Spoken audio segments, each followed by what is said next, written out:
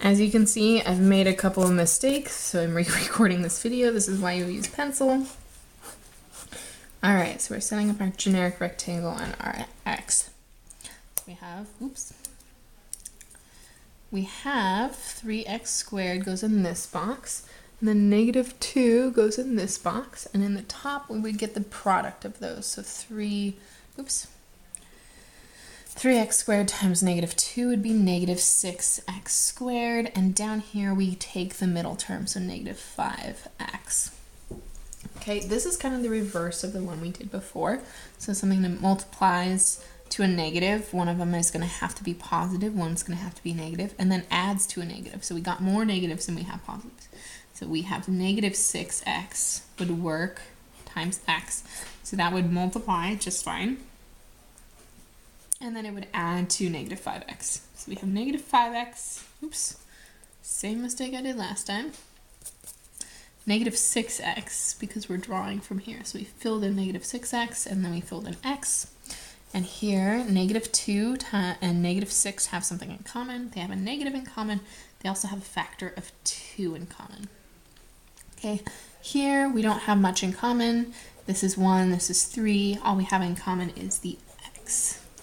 All right, so on this side, in order to get that 3x squared, we're gonna need the 3x, and that also would make sense and correspond to this box where we have 3 times negative 2 gives us negative 6. And then lastly, we wanna look up here. You can either think of it one way, what do they have in common, or negative 2 times what gives you negative 2? Well, negative 2 times 1 gives you negative 2.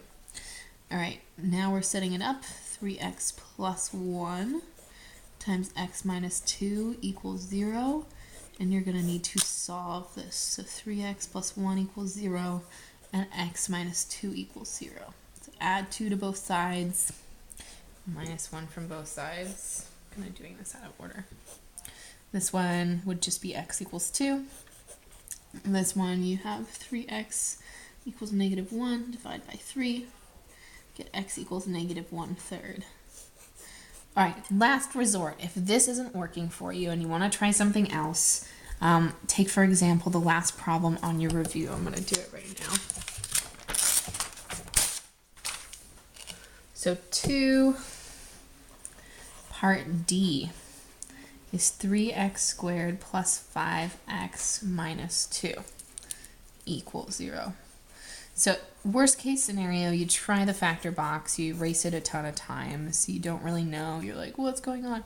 There's also another way to do these, and it's x equals negative b plus or minus the square root b squared minus 4ac all over 2a. One of my students sang that song to me today. This is another solution for solving quadratics, and this is the a. A would be 3. B would be 5, and C would be negative 2. So plugging that in, x equals negative 5 plus or minus the square root of B would be 5 again. 5 squared is 25. Okay, I did that in my head. 5 squared is 25. Okay, minus 4 times A is 3 times C is negative 2. Notice how there's a negative times a negative. That's going to come back. Okay, all over 2 times 3. Okay, x equals negative 5 plus or minus the square root 25. A negative times a negative, that's going to end up being a positive. 4 times 3 is 12 times 2 is 24 all over 6. Okay, so from here, actually, we'll do one more step. You have x equals negative 5 plus or minus the square root of 25 plus 24 is 49 over 6. And then from here you have 2 ways to go. You have the positive, the plus, and then also the minus. So you see how you have plus and minus.